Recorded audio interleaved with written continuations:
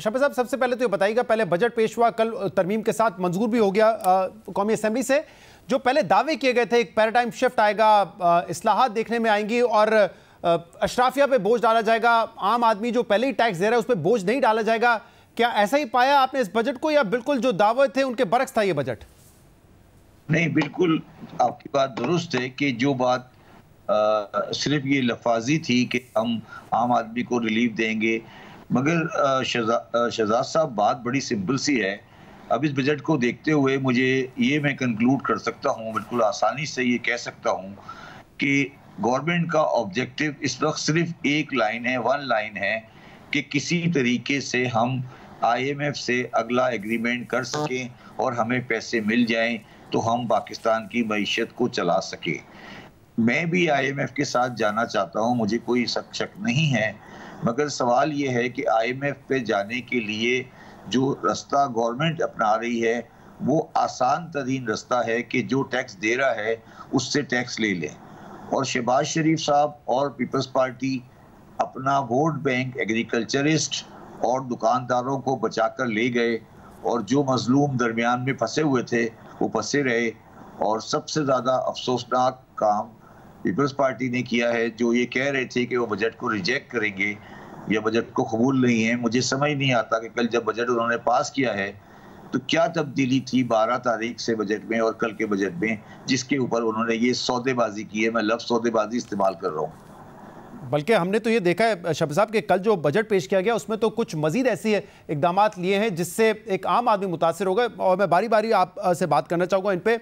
जो salary class है या नॉन सैलरी क्लास है उस पर पहले ये कह रहे थे कि स्लैब्स की वजह से ज़्यादा बोझ आएगा, अब मजीद 10% सरचार्ज लगाने की क्या तुक बनती है? पहले हुकूमत जस्टिफाई कर रही थी, देखे कि 70-80 अरब रुपए का इम्पैक्ट है, बहुत ज़्यादा नहीं है, बट मजीद 10% सरचार्ज, इसकी क्या लॉजिक है?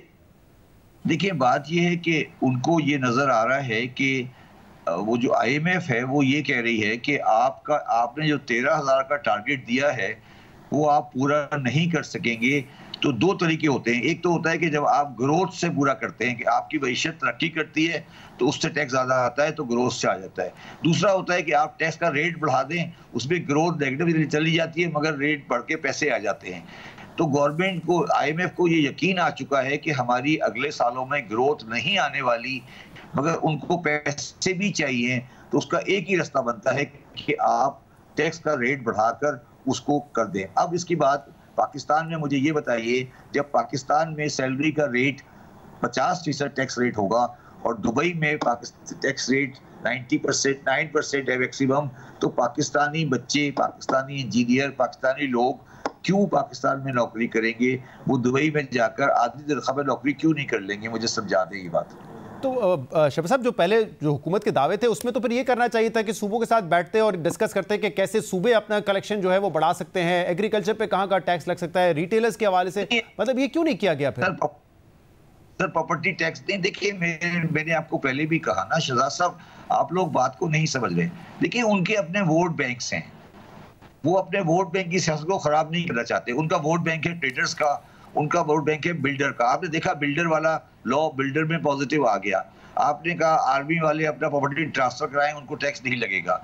तो ये तो मैंने कल पहले भी कहा था, मुझे ये कहता हुआ अच्छा नहीं लगता, मगर ये तो एक FBR के सेक्रेटरी लेवल का बजट है। ये किसी समझदार आदमी ने तो नहीं बनाया ना, ये तो मुझे सेक्रेटरी जो बनाते हैं बेचारे, उन्होंने बना के दे दिया, इन्होंने आगे कर दिया, क्योंकि इन्हें तो 12,970 की फिगर पूरी करनी थी, वो उन्होंने कर दी है पूरी, दैट्स ऑल। इसका कोई ताल्लुक मईशत से, आगे वाली फ्यूचर से, एम्प्लॉयमेंट से, ग्रोथ से, इन्फ्लेशन से, किस पे कितना बोझ पड़ रहा है ये नहीं है। देखिए, ये किसी भी पढ़े लिखे आदमी के सामने एक आवाज जब रखेंगे तो वो ये कह देगा आपको कि हाँ ठीक है, आपने पैसे इकट्ठे कर लिए, ठीक है कर लें इकट्ठे, कैसे इकट्ठे तो भत्ता लेने वाला भी कर लेता है, ये वही वाला केस है। जो अखराजात कम करने की बात हो रही थी उस पर भी सिर्फ ये कहा गया है कि कमेटी देख रही है कि कौन से डिपार्टमेंट्स कम कर रहे हैं, जबकि पहले सबको पता है कि 18वीं तरमीम के बाद अब बहुत सारे महकमे वफाक में होने की जरूरत नहीं है। आपने जो गवर्नमेंट एम्प्लॉइज हैं उनकी तनख्वाह में 25% इजाफा कर दिया, यानी कि जो सैलरी क्लास है वो इजाफी टैक्स देगी और उससे आप फंड करेंगे उन सरकारी मुलाजमीन की जो इंक्रीमेंट है, जो उनको इजाफा मिला है। देखिए, मेरी बात सुने, जब आपके पास 62 मिनिस्ट्रियां थी और हमने ये पहले बात की थी कि 62 डिवीजन को कम करके 11-12 डिवीजन होने चाहिए, ठीक है, तो आपने, मुझे तो कोई नजर नहीं आता है कोई डिवीजन आपने फेडरल गवर्नमेंट का खत्म किया है।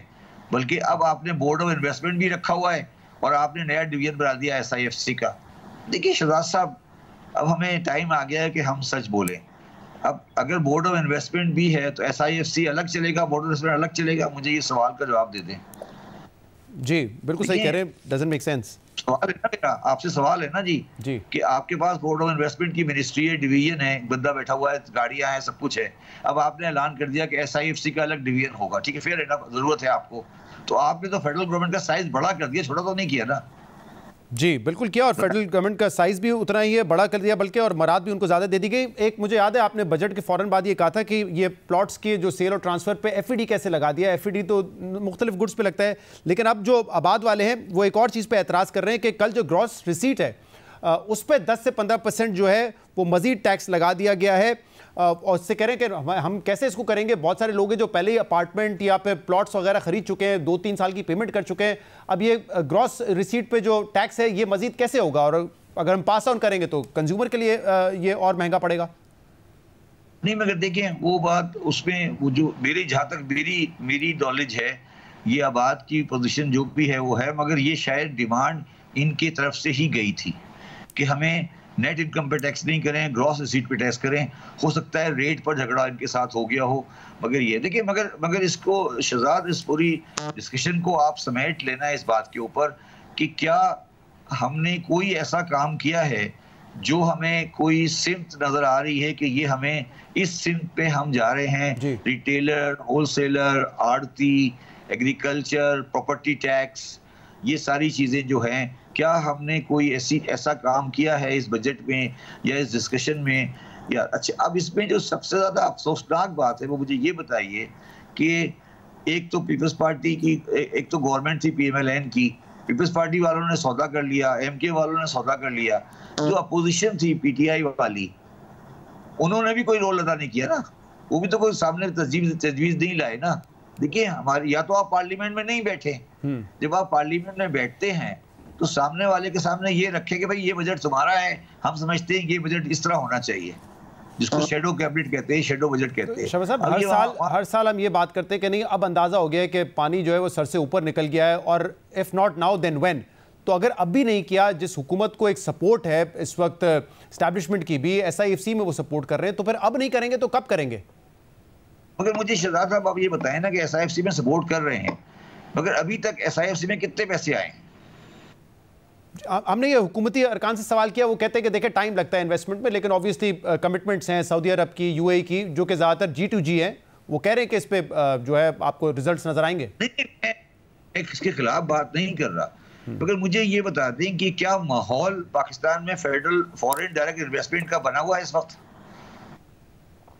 आप एक तरफ कह रहे हैं कि मैं टेररिस्ट के खिलाफ ऑपरेशन में जा रहा हूं, ठीक है, तो मुझे ये समझा देना, मुझे ये दो बातें क्यों कर रहे हैं आप अलग अलग? एक तरफ आप कहते हैं कि मेरे साथ टेररिस्ट ऑपरेशन हो रही है, मेरे मुल्क के हालात ठीक नहीं है, रोजाना सुबह शाम आप अजीब अजीब तरह की गुफ्तगू करते रहते हैं, ठीक है, आप इद्दत के केस के ऊपर मुल्क को चला रहे हैं, तो ऐसे तो नहीं चल सकता ना सर। मुझे बताइए ना कि एक जो मेन अपोजिशन पार्टी है उसका जो केस पड़ा हुआ है इस वक्त, इसकी बेस पे वो जो पोजीशन है वो एक इद्दत का केस है, वो तो उसका तो नाम लेना भी शर्म आता है हमें मीडिया पर। बताएं ना, आप ये समझाएं मुझे, बात समझा दें मुझे जरा। सही। अब इस हवाले से तो जो चाइना है पाकिस्तान में वो इन्वेस्टमेंट करने का दावेदार भी रहा है, और हमारे साथ CPEC में भी है, लेकिन उन्होंने भी कहा है कि जो अंदरूनी इस वक्त पॉलिटिक्स है उसको आपको एड्रेस करना पड़ेगा, ये सारे इंस्टेबिलिटी के जो इशूज हैं। जी, ये मुझे चाइना की इन्वेस्टमेंट बताओ ना जो आने वाली है, समझाओ जरा मुझे। क्या कह रहे हैं? कौन सी इन्वेस्टमेंट आने वाली है चाइना? जी आप बताएं ना, चाइना की इन्वेस्टमेंट कौन सी आने वाली है, बताएं मुझे, समझा दे जरा, ये वाला प्रोजेक्ट आने वाला है, एक का नाम देना मुझे, बताएं।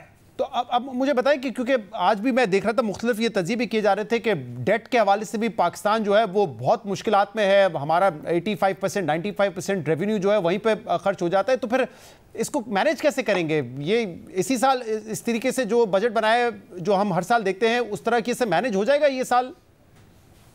देखो, मैंने पहले भी तुम्हें शहजाद एक बात कही थी कि मुझे भी पाकिस्तान की माशी मजबूरियों का इदराक है, मैं भी समझता हूँ क्या मजबूरियां हैं, मुझे ये भी पता है कि कहाँ पे आपके हाथ बंधे हुए हैं, तो उसका इलाज ये नहीं है कि आप ये खड़े होकर कहें कि हम मुश्किलात में हैं, हम इसको लेके चल रहे हैं, मगर ये कहना कि हमने ये सही कर दिया है, बस अगले साल इस बजट के बाद दूध और शहद की नहरें बहेंगी और पाकिस्तान मसाइल से निकल गया। आप लोगों को मसाइल का इदराक दिलाएं, इस बात का यकीन दिलाएं कि पाकिस्तान के ऊपर से अब पानी सर से गुजर चुका है और इसमें तमाम लोग शरीक हो। जब तक आप ये एहसास नहीं दिलाएंगे और लोगों को बेवकूफ बनाते रहेंगे ये कह के कि जी बस ये बजट जो है ये तारीखी है और ये गरीब आवाम का है और ये इस तरह के अल्फाज इस्तेमाल करते हैं, तो वो आपको खराब करता है, अच्छा नहीं करता किसी के लिए।